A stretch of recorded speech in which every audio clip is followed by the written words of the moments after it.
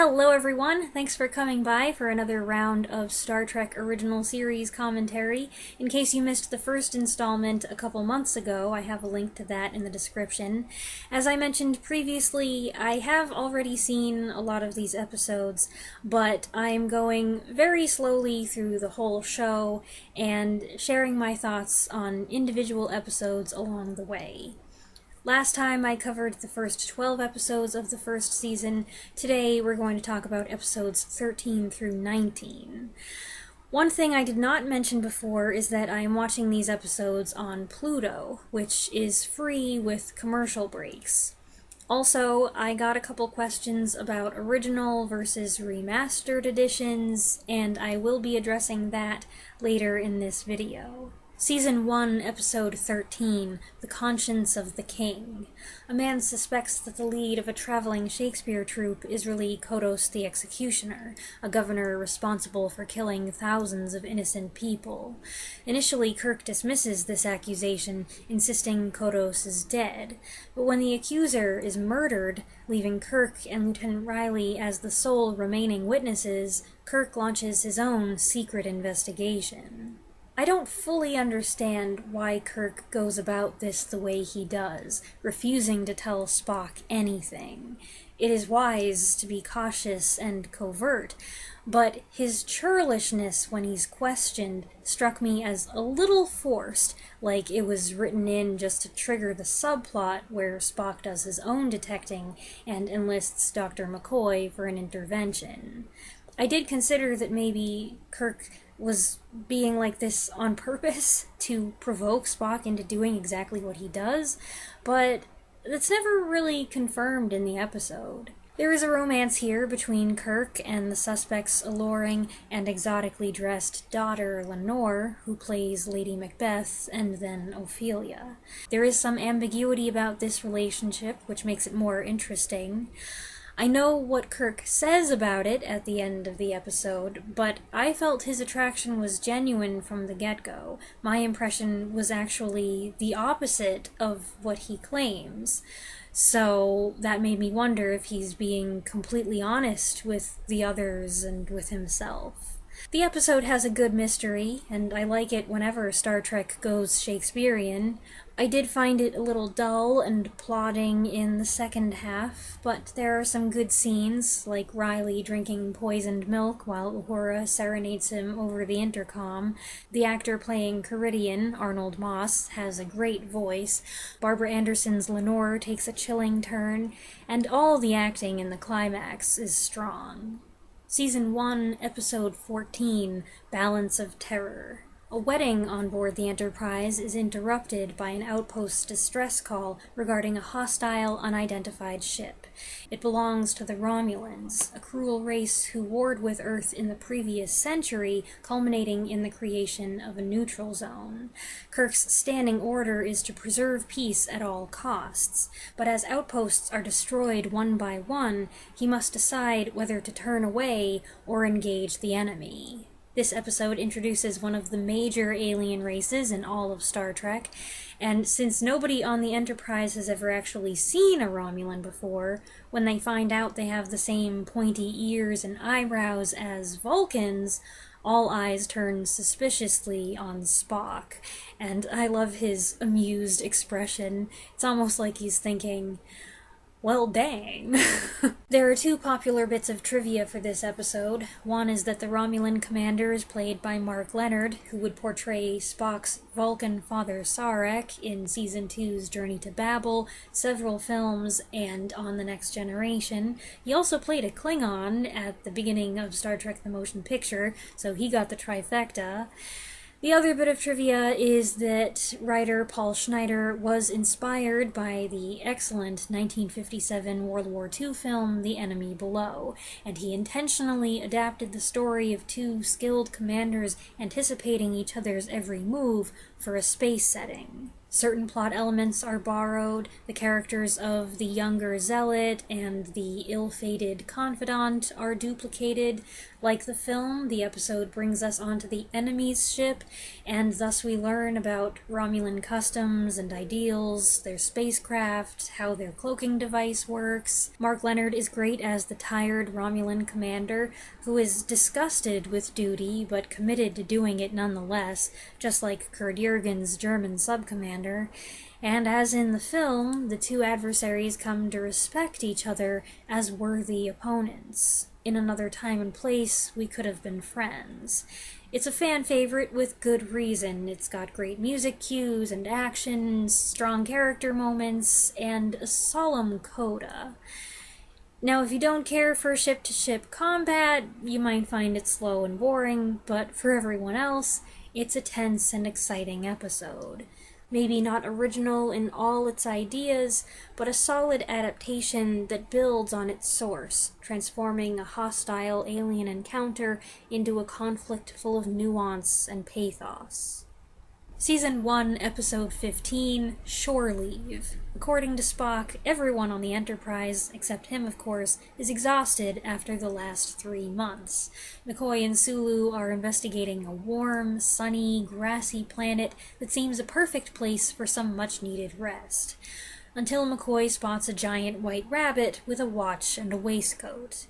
This one starts out very goofy, and I get the impression that when people refer to this episode, that is what they are remembering, but gradually more sinister notes are added in. This paradise proves to be anything but restful, producing apparent hallucinations that send Kirk and company, who are already running on fumes, dashing all over the place, and sometimes fighting for their lives. I did notice that the officer, Teller, who had her wedding aborted in Balance of Terror, seems totally okay now, and she even flirts a bit with Lieutenant Rodriguez. At least I think it's meant to be the same woman. Yeoman Barrows replaces Yeoman Rand, and at first it seems she might be interested in Kirk, but it's actually McCoy she has a flirtation with. McCoy is prominently featured here, and he gets all the ladies. These outfits may be the most memorable thing in the episode. Altogether, it was better than I remembered. I forgot just how dark it gets, but it is strange, and that one guy, Kirk's school bully, I can't stand him. Season 1, Episode 16, The Galileo 7. On its way to investigate a quasar-like phenomena, the shuttlecraft Galileo is pulled in and crash lands on the surface of an unknown planet. Under Spock's command, the party on board tries to make repairs before they find themselves marooned in the hostile environment. Last time, a couple people asked me which version of the show I was watching, the original or the digitally enhanced remastered version. What is free on Pluto, I don't know why I said it like that, what's free on Pluto seems to be the latter, and I think that is what is readily available on most platforms. And for the most part, I don't really mind. I know that this is a point of contention among Trekkies, and I understand purists like my brother who hate the changes and only want to watch the original version. Heaven knows I've got plenty of things that I'm a stickler about. This doesn't happen to be one of them, but I get it. I will say, though, that this is the first episode where the digital enhancements were glaringly obvious. When the Galileo prepares for takeoff and departs the Enterprise, it looks pretty bad, and especially out of place next to all the other visuals. Same with shots of the Columbus or the planet below. I do think the quasar thing looks pretty, and the fuel jettison shots are nice. I don't know if those were enhanced or not. If they were, then I feel like, okay, so you win some, you lose some. If they were not, then that makes me feel like, see, the effects were perfectly fine before, you didn't need to update them. As a general rule, I am not in favor of people going back and fixing things in old movies. There are certain instances where I suppose it's okay, like removing the wires in The War of the Worlds or Rodan. But then there's other stuff where it's like, don't mess with that. They made the movie with the effects that they had at the time. Let it stand. It has historical significance. I don't want to launch into a whole thing here. I know that this is a hot button issue. You could talk about Star Wars. You could talk about what James Cameron's been doing with his old movies. You could talk about a whole bunch of other things, 4K transfers and AI and... Ugh. I know, people have really strong feelings about this. Back on the Enterprise, Kirk keeps being hounded by a commissioner who wants medical supplies brought to his planet ASAP.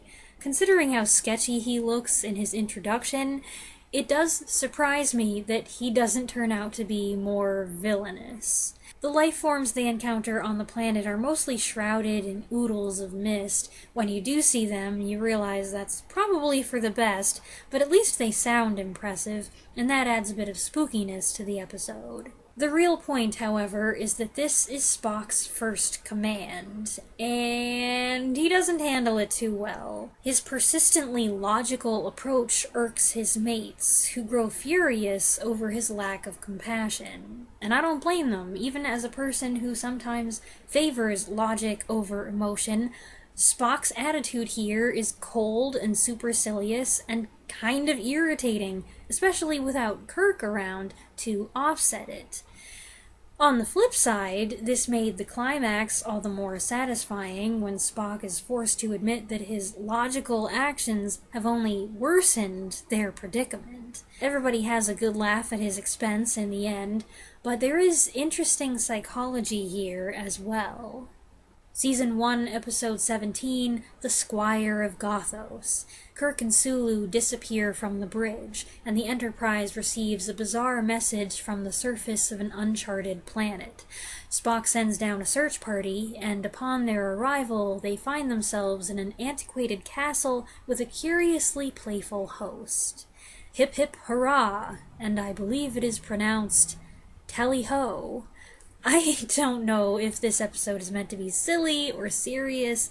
It's kind of both, and it's certainly unique. William Campbell gives a delectable performance as Trelane, a whimsical being with special powers who's fascinated by Earth's military history. Campbell plays this eccentric, slightly infuriating antagonist with flair. This episode features one of the series' most memorable twists, revealing that Trelane is actually a juvenile. His fight with Kirk is interrupted by his disembodied parents, who basically insist he come back inside for a spanking before offering Kirk an embarrassed apology. For years it was speculated that Trelane and his parents might actually be part of the Q continuum, the same kind of omnipotent, immortal beings as John Delancey's Q in The Next Generation. I think that theory may have been made official in the last few years. However, since that is a more recent development, it's up to you whether you want to consider it canon or not. Just to be clear, the connection was in Roddenberry's mind when Q was introduced in 1987, but it wasn't until July 2025 that Q officially and retroactively was made Trelane's father. It's a strange New Worlds thing. Fun background detail, Trelane has the salt vampire from Episode 1, The Man Trap, on display in his castle. Season 1, Episode 18, Arena. A party prepares for a scrumptious dinner and instead beams down to a destroyed outpost. As they find themselves being shot at and bombed, the Enterprise comes under attack as well. Making it back to the ship, Kirk is determined to pursue their unseen foe, but a third party intervenes and sends the captains of both ships to a barren asteroid where they're ordered to fight to the death. This is one of the most famous episodes, often referred to just as the one with the Gorn, although you don't actually see him until halfway through. I like the hook, where everyone gets to demonstrate their discipline and professionalism. Without hesitation, they assume defensive positions, and Kirk calls in a red alert like it's a reflex. Speaking of red, I think this is the first episode where it's obvious the guy in the red shirt isn't gonna make it. We've never seen him before, and he goes off with the three main characters. He's doomed. William Shatner does a lot of running, tumbling, and rolling in this episode, even before his infamous mano-a-mano sequence with the Gorn, who is built up as this ruthless, formidable opponent, and then you see the alien and it's like, oh, it's a rubber reptile in a toga. As I mentioned last time, the Gorn was voiced by Ted Cassidy, but he is played by stuntman Bobby Clark. At a glance, this one seems goofy too, but it's actually very good for serious reasons. As they are the only police force in the area, Kirk insists that they must punish the aggressor. But Spock raises concerns that they'll only destroy themselves in pursuit. And then he questions if Kirk's motives are more personal than the pursuit of justice. There is tension here, but, like the good professionals and friends that they are, Kirk and Spock take opposing sides and challenge each other's views without losing their mutual respect. As for the duel, yeah, the punches and the sound effects are funny, but it's a classic demonstration of brute strength versus cunning, and also of mercy, as it dawns on Kirk that the Gorn may have been acting in self-defense. I don't really love this one. In the second half, I think the novelty wears off too quickly, and then the duel goes on for too long. We spend a lot of time with the people on the bridge just watching what's happening. But hey, it's famous for a reason. Season 1, Episode 19, Tomorrow is Yesterday. An encounter with a black star sends the Enterprise hurtling toward Earth, where it arrives in the late 1960s. The U.S. Air Force sends up a jet to investigate the UFO, and Kirk is forced to beam up its pilot. But now they've got a man from the past who can't go back lest he change the future, and they may not be able to return to the present. This is one of my favorites, another excellent episode written by D.C. Fontana. I love how the opening makes you pause and say, wait a minute, am I watching the right show? And I like that it takes a familiar classic sci-fi premise and turns it upside down, positioning our heroes as the alien invaders in the UFO. I love Roger Perry's performance as Captain John Christopher, whose emotions run the gamut as he gets his forbidden taste of the future. After the initial shock, he's fascinated, even amused.